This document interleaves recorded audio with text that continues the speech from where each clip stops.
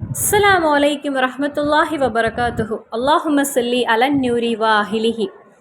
முஸ்லீமான இறை நம்பிக்கையாளர் எல்லாருக்குமே அல்லாஹு தாலா புனிதமாக்குன ரமலான் மாதம் வருவதில் அளவில்லாத சந்தோஷம், எல்லாருக்குமே அதிக மகிழ்ச்சி மனதில் இருக்கிறது. ஆனால் சிலருக்கு அந்த ஒரு மகிழ்ச்சி இருக்காது. 11 மாதம் சந்தோஷமாக இருந்துவிட்டு இந்த ரமலான் மாதத்தை அதிக வேதனையுடன் பார்க்கக்கூடியவர்களும் உண்டு. ஆனால் ஈமான் உள்ளவர்களுக்கு ரஜப் மாதம் வந்த பொழுதே மனதிற்கு ஒரு மகிழ்ச்சியாக இருக்கும். ரமலான் வருகிறது என்கிற ஒரு வாசனை, ஒரு சந்தோஷத்தை தரக்கூடிய மாதங்களாக இருந்தது இந்த ரஜப் மாதமும் ஷாபான் மாதமும். ரஜப் மாதம் என்பது அல்லாஹ்வுடைய மாதமாகும். ஷாபான் மாதம் என்பது நமது இறைத்தூதர் ஸல்லல்லாஹு அலைஹி வஸல்லம் அவர்களுடைய மாதமாகும். ஷாபானில் முடிந்தவரை நாங்கள் அதிகமாக சலவாத் ஓதினோம் அப்படின்னு கமெண்ட் நிறைய பேர் செய்தாங்க. சலவாத் ஓதினால் அளவில்லாத மகத்துவம் கிடைக்கக்கூடிய ஒரு மாதமாகும் இந்த ஷோபான் மாதம். அது நம்மிடத்திலிருந்து விடைபெற போகிறது. புனிதமான நமது மாதமான ரமலான் மாதம் அது நம்மிடத்தில் வந்து கொண்டே இருக்கிறது. நமக்கு வேண்டி இறைவன் வழங்கிய மாதமாகும். அந்த ஒரு மாதத்தை வரவேற்க தான் இறை நம்பிக்கையாளர்கள் நாம் ஒவ்வொருவரும் தயாராகி கொண்டிருக்கின்றோம், காத்து கொண்டிருக்கின்றோம். ஈமானுள்ள ஒவ்வொருவரும் அதிக ஆவலோடும் எதிர்பார்ப்புகளோடும் நம்மை நாமே தயார் செய்து கொண்டிருக்கின்றோம். சிலருக்கு அதனுடைய சிறப்பு தெரியாததால், அதனுடைய மகத்துவம் தெரியாததால் அது கொஞ்சம் கடினமாகவே இருக்கிறது.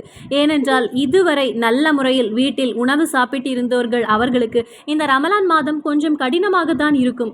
இவர்கள் ஷைத்தானுடைய ஷெர்ரில் மாட்டிக்கொண்டு அவர்களுக்கு நோன்பு வைக்க முடியாமல் இருக்கும், அவ்வளவுதான். ஒரு முறை பள்ளிவாசலில் உள்ள மிம்பர் படிகளில் ஏறும்போது நமது இறைத்தூதர் ஸல்லல்லாஹு அலைஹி வஸல்லம் அவர்கள் 3 முறை ஆமீன் ஆமீன் ஆமீன் என்று கூறினாங்களாம். கூடியிருந்த சஹாபாக்களுக்கு ரொம்ப ஆச்சரியமாகவும் வியப்பாகவும் இருந்தது. ஏன்னா இது வழக்கத்துக்கு மாறாக இருக்கிறது அப்படின்னு நினைத்தவங்க நமது இறைத்தூதர் ஸல்லல்லாஹு அலைஹி வஸல்லம் அவர்களிடம் விளக்கம் கேட்டாங்களாம்.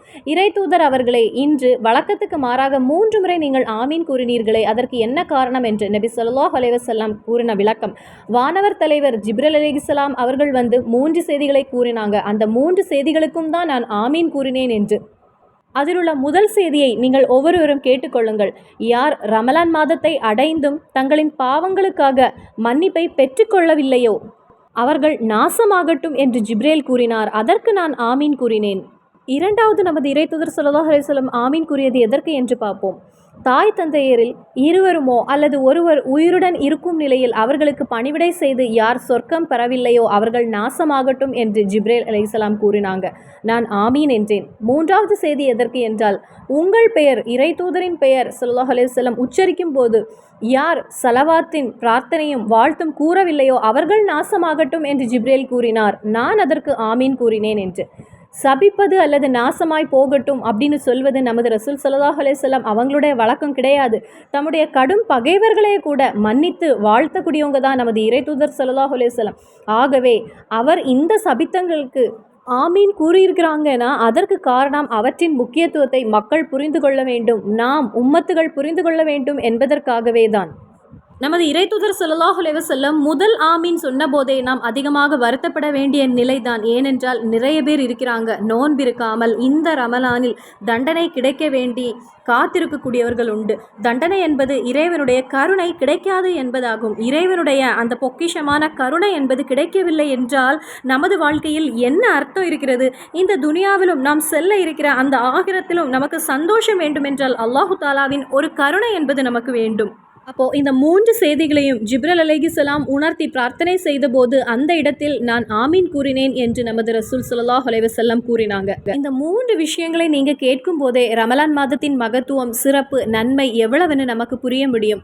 நமக்கு என்ன ஆசை இருந்தாலும் இறைவனிடத்தில் கேட்டால் சீக்கிரம் பதில் கிடைக்கக்கூடிய ஒரு மாதமாகும்.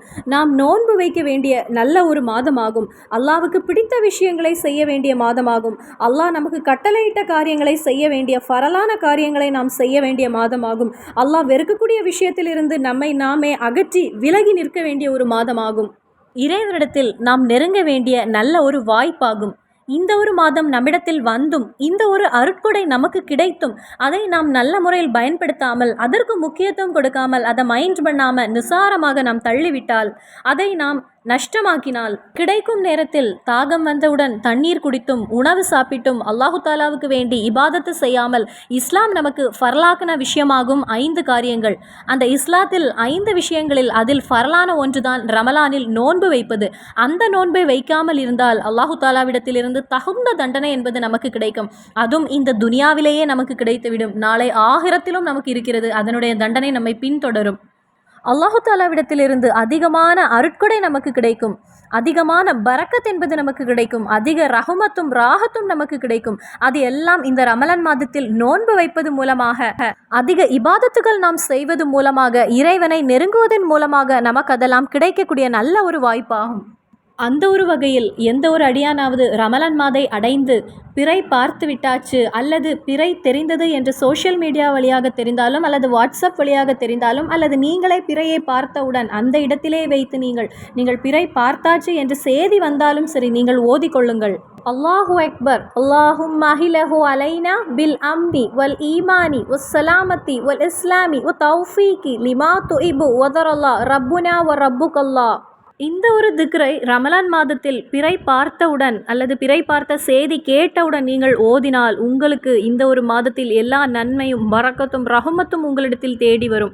எல்லாவித அருட்கொடையும் உங்களிடத்தில் வரும். இந்த மாதம் உங்களுக்கு ஹயராக இருக்கும். ரமலான் மாதத்தின் பிறை தெரிந்தவுடன் இந்த ஒரு திக்ரை ஓதிவிட்டு ஒவ்வொரு அடியானும் நான் அல்லாஹு தாலாவுக்கு வேண்டி கிபிலாவை முன்னோக்கி 2 ரக்காத் சுன்னத்து தொழுகையை தொழுகிறேன் என்று நெய்யத்து வைத்து 2 ரக்காத் சுன்னத்து தொழுகையை தொழுது கொள்ளுங்கள். தொழுது சலாம் கொடுத்துவிட்டு நீங்கள் சூரத்துல் ஃபத்தஹை ஓதிக்கொள்ளுங்கள். வெற்றிக்கான சூரா ஆன சூரத்துல் ஃபத்தஹை குரானை பார்த்து ஓத முயற்சி செய்து கொள்ளுங்கள். இந்த சூரத்துல் ஃபத்தஹை 48வது சூரத்துல் ஃபத்தஹ் அந்த ஒரு சூறாவை 2 ரக்காத் சுன்னத்து தொழுகையை தொழுதுவிட்டு அதே இடத்திலிருந்து 3 தடவை நீங்கள் ஓதி அல்லாஹு தாலாவிடத்தில் ஆத்மார்த்தமாக உங்கள் தேவைகளை கேட்டு துவா செய்யுங்கள். ரமலான் மாதத்தின் அந்த முதல் இரவிலேயே நரகத்தின் எல்லா வாசல்களும் பூட்டப்படும். சொர்க்கத்தின் ஒவ்வொரு கதவுகளும் திறக்கப்படும். துவாவுக்கு ஹிஜாபத்து கிடைக்க தொடங்கும். எந்த ஒரு அடியானும் இறைவனை நம்பி ஈமானுடன் அந்த ஒரு ரமலானுடைய அந்த ஒரு முதல் இரவில் எந்த ஒரு துவா அல்லாஹு தாலாவிடத்தில் கேட்டாலும் அதற்கு வல்லமை மிகுந்த இறைவன் ரப்பு பதில் தருவான். ஹிஜாபத்து வேகத்தில் நமக்கு கிடைக்கும். எந்த ஒரு அடியானுடைய துவாவுக்கும் பதில் கிடைக்காமல் இருந்த ஒவ்வொரு அடியானுடைய துவாவுக்கும் இந்த ஒரு மாதம் முழுவதுமாக உங்களுக்கு பதில் கிடைக்கும். சொர்க்கத்தின் எல்லா கதவுகளும் திறக்கப்படும். அல்லாஹு தாலாவின் எல்லா அருட்கொடைகளும் திறந்து கிடைக்கக்கூடிய ஒரு மாதமாகும். முன்னாடி இருந்த காலத்தில் ரமலான் வருவதற்கு முன்னதாக அதிகமாக உணவு கிடைக்காமல் மக்கள் இருந்தாங்க. அந்த ஒரு மாதமும் அருட்கொடைகளின் மாதம்னால அளவில்லாத மகிழ்ச்சியாக இருக்கும். ஏனென்றால் அந்த மாதத்தில் அவர்களுக்கு அதிகமான உணவுகள் கிடைக்கும். அந்த ஒரு சஹருடைய நேரத்திலும் அவர்களுக்கு உணவு எங்கிருந்தாவது வந்துவிடும். ரமலான் நோன்பு திறக்கக்கூடிய நேரத்திலும் உணவு என்பது தாராளமாக கிடைக்கும். ஆனால் இப்போ உள்ள காலத்தில் அப்படி இல்லை. அல்ஹம்துலில்லாஹ், நமக்கு உணவுக்கு பெரும்பாலும் எந்த ஒரு கஷ்டமும் இல்லாமல் தான் நாம் இருக்கிறோம். முன்னாடி இருந்த காலத்தில் அந்த ரமலான் வந்தவுடன் உணவு என்பது தாராளமாக கிடைக்கும் அந்த மக்களுக்கு. அதுவரை பட்டினியாக இருந்தவர்கள் கூட அந்த ஒரு மாதத்தில் வயறார சாப்பிட்டு மகிழ்ச்சியோடு அந்த தினத்தில் அவங்க இருந்தாங்க. அதான் ரமலான் மாதம் என்பது. அந்த ஒரு புனித மாதம் நம்மிடத்தில் நெருங்கி கொண்டே இருக்கிறது. அதை ஒவ்வொருவரும் ஒவ்வொரு அடியானும் நல்ல முறையில் நாம் பயன்படுத்த வேண்டும். அப்போது அல்லாஹு தாலா அருட்கொடைகள் வாரி வாரி தரக்கூடிய மாதம், சொர்க்கத்தின் எல்லா கதவுகளும் திறக்கக்கூடிய இந்த ஒரு மாதத்தில் ஒவ்வொரு அடியானுடைய துவாவுக்கும் ஹிஜாபத்து கிடைக்கும். இந்த ஒரு நல்ல மாதத்தில் அதிகமாக துவாவை அதிகப்படுத்துங்கள். யாரும் நிசாரமாக இதை இழந்து விடாதீங்க. மறுபடியும் சந்திப்போம் வேறொரு வீடியோவில். அஸ்ஸலாமு அலைக்கும் வரஹ்மத்துல்லாஹி வபரகாத்துஹு.